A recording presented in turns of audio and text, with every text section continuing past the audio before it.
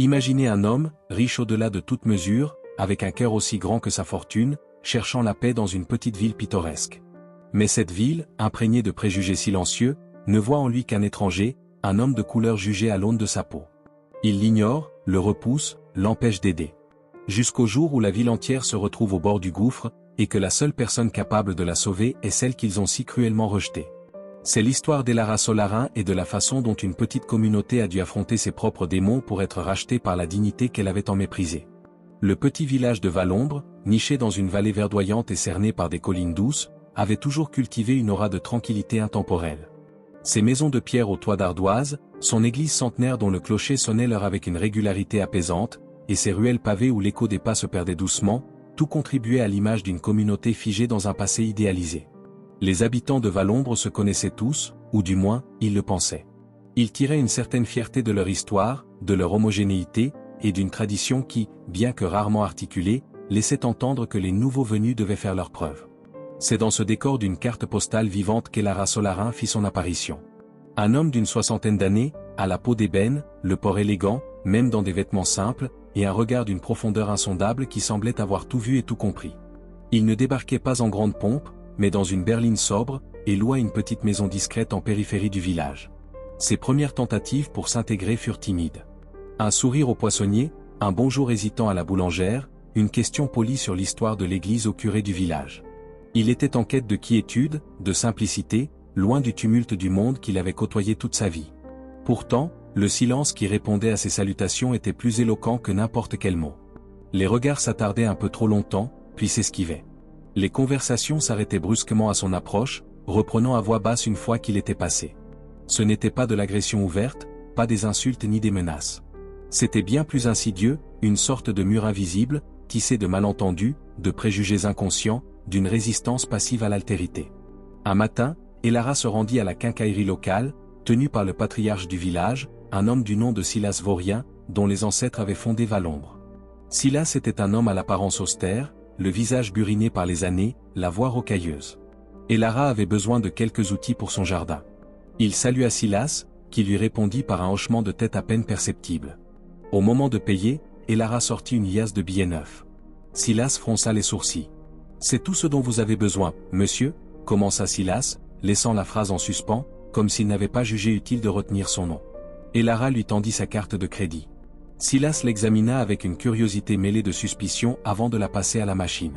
« Les gens comme vous, d'habitude, ils ne restent pas longtemps. La vie ici, c'est pas pour tout le monde » lâcha Silas, le regard fixant un point derrière Elara. Les gens comme vous résonna dans le silence de la boutique, une petite piqûre qui, bien que commune dans la vie d'Elara, trouvait toujours le moyen de s'insinuer. Elara se contenta de sourire poliment, prit ses achats et quitta la quincaillerie, le poids des mots flottant derrière lui. Quelques semaines plus tard, Elara, désireux de participer activement à la vie du village, se présenta à une réunion du conseil municipal. Le sujet principal était la réfection de l'ancien moulin à eau, un bâtiment emblématique mais délabré qui symbolisait le déclin économique lent de Valombre. Les discussions tournaient en rond, les fonds manquaient cruellement, et les habitants se résignaient à voir le moulin s'effondrer. Elara, après avoir écouté attentivement, leva la main. « Messieurs, dames, commença-t-il, sa voix calme et posée, je crois avoir une expertise qui pourrait vous être utile. J'ai de l'expérience dans la gestion de projets de grande envergure et dans la recherche de financement. Je serais ravi de vous offrir mon aide bénévolement. » Le maire, un homme appelé Maurice Dubois, dont le visage reflétait la lassitude et le stress, le regarda avec un mélange de surprise et de méfiance. À ses côtés, l'adjoint au maire, un jeune homme ambitieux nommé Grégoire Lefebvre, afficha un sourire condescendant. « Monsieur Solarin, n'est-ce pas ?» demanda Maurice, en n'exprimant aucune familiarité. « Nous apprécions votre offre. Mais la gestion de nos projets locaux requiert une connaissance approfondie de nos spécificités, de notre histoire. Ce n'est pas un domaine où l'on s'improvise. » Grégoire ajouta avec un rire forcé, « C'est gentil, mais ce n'est pas comme si vous alliez nous apporter des millions sur un plateau. » Les quelques rires étouffés qui suivirent transpercèrent Elara. Il se sentit ramené à ces innombrables moments, malgré ses réussites, il devait toujours prouver sa légitimité, doublement, triplement, simplement à cause de sa peau. Il acquiesça, se leva discrètement et quitta la salle, le cœur lourd d'une familiarité douloureuse. Les mois passèrent. L'automne céda la place à un hiver rigoureux. Le moulin continuait de se dégrader, ses vieilles poutres gémissant sous le poids de la neige. Mais un problème bien plus grave commença à miner Valombre. L'unique usine de fabrication de textiles, source principale d'emploi pour des dizaines de familles, l'entreprise Tissage Valombre, était en difficulté. Un gros contrat avait été annulé, et sans une injection de capital significative et une modernisation de l'équipement, la fermeture était inévitable. La panique s'empara du village. Les visages affichaient l'inquiétude, la peur du chômage, la menace de devoir quitter leur terre. Le conseil municipal organisa une assemblée générale extraordinaire. La salle des fêtes était bondée. Maurice Dubois, le maire, tentait de rassurer, mais sa voix trahissait son propre désespoir. Nous avons contacté toutes les banques régionales, les fonds d'investissement. Personne ne veut s'engager. Le coût de la modernisation est trop élevé, et le marché textile est trop instable. Nous sommes à court d'options. Des murmures parcouraient la foule. Des larmes coulaient. Silas Vaurien, le commerçant, tenta de prendre la parole, la voix étranglée par l'émotion. Nos familles travaillent au tissage depuis des générations. C'est le cœur de Valombre. Et Lara Solarin était assis discrètement au fond de la salle, observant la détresse collective. Il avait suivi l'évolution de la situation du tissage Valombre avec une attention particulière. En réalité, il avait même mené sa propre étude de faisabilité, analysant les bilans, les projections, les solutions potentielles.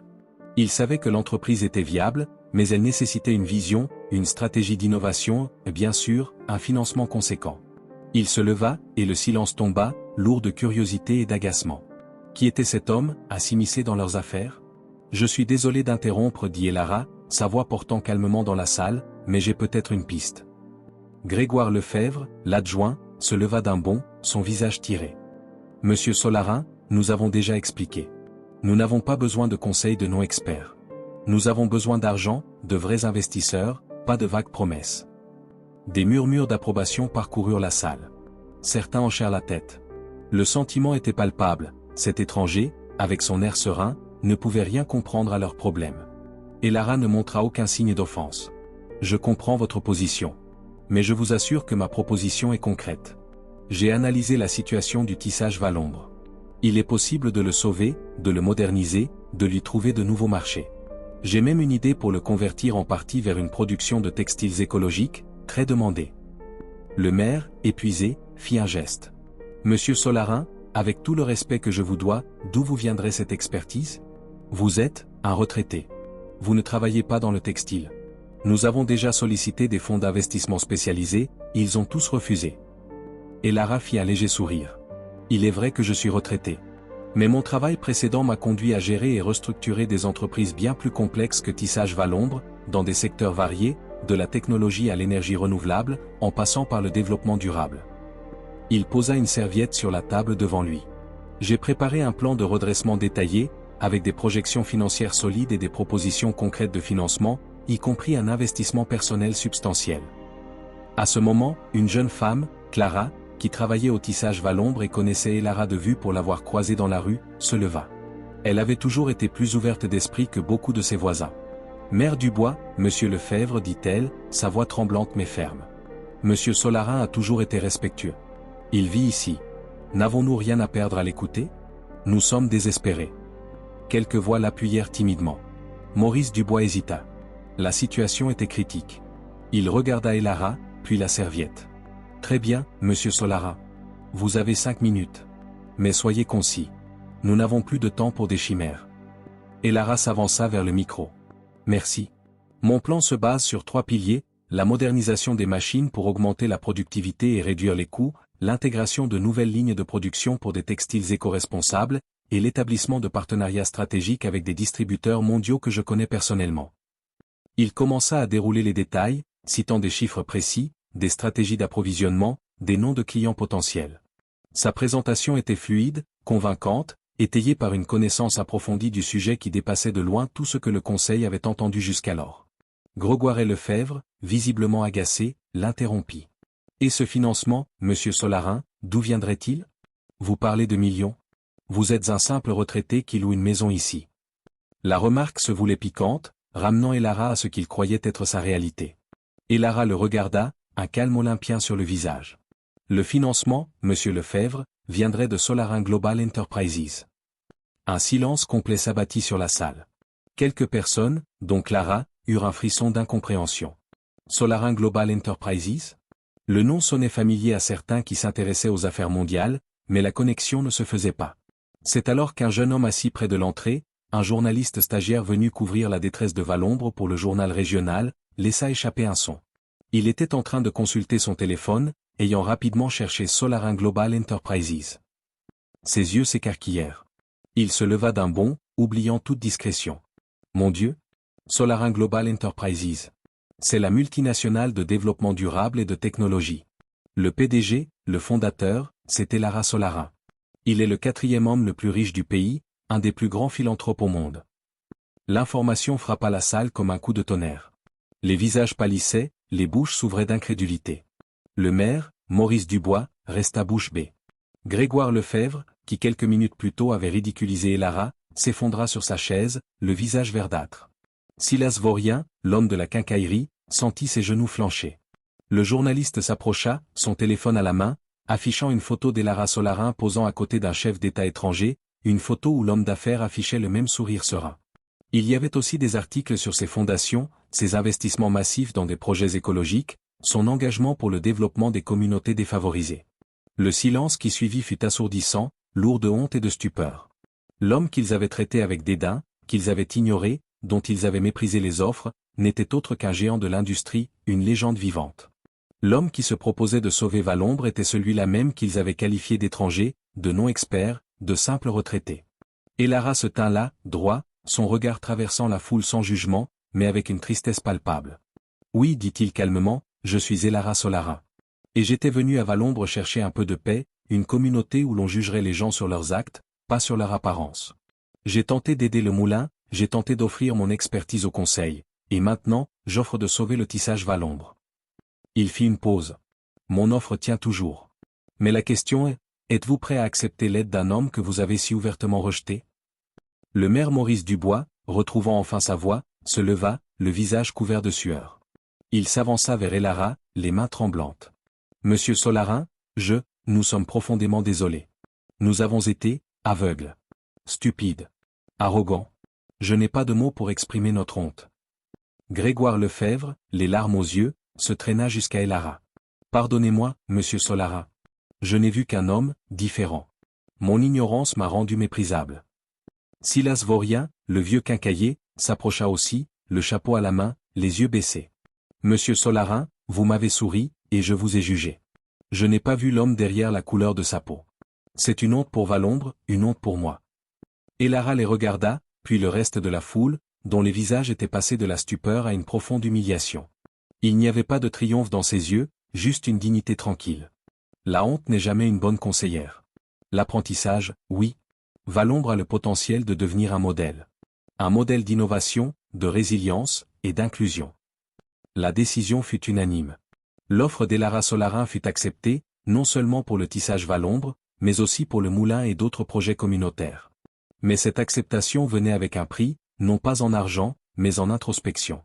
Le village de Valombre dut regarder en face ses propres préjugés, ses propres peurs. Elara ne partit pas. Il resta. Il supervisa la transformation du tissage, qui devint une entreprise florissante de textiles durables, employant plus de monde qu'auparavant. Le moulin fut restauré et transformé en un centre communautaire vibrant, où des ateliers artisanaux et des événements culturels se tenaient régulièrement. Valombre changea. Les sourires à Elara devinrent sincères, les conversations s'ouvrirent.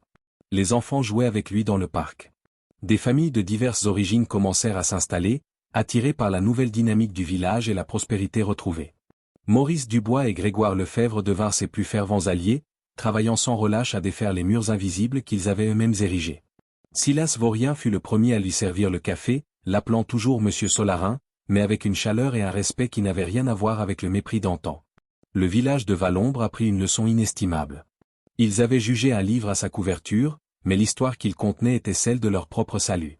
Leçon morale, la véritable richesse d'une personne ne se mesure pas à ce qu'elle possède, mais à la dignité et au respect qu'elle reçoit, indépendamment de son apparence ou de son origine.